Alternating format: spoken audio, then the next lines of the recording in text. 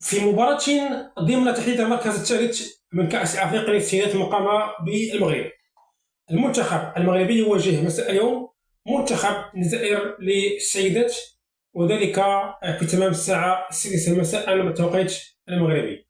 هذا اللقاء يمكنكم تتابعوه على قناة الرياضية.